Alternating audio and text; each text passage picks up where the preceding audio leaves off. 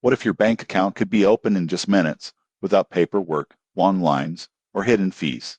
Most people get this wrong, but here's why modern digital banks are changing how money works. Today, we're taking an honest look at Nickel Bank and whether it truly delivers on its promise of simple banking. Nickel is a digital bank that allows users to open a basic payment account through partner stores and online, often in under 5 minutes. It is designed for people who want easy access to banking services, even if they have limited credit history or have been rejected by traditional banks. You won't believe what happens next when you realize no credit check is required to get started.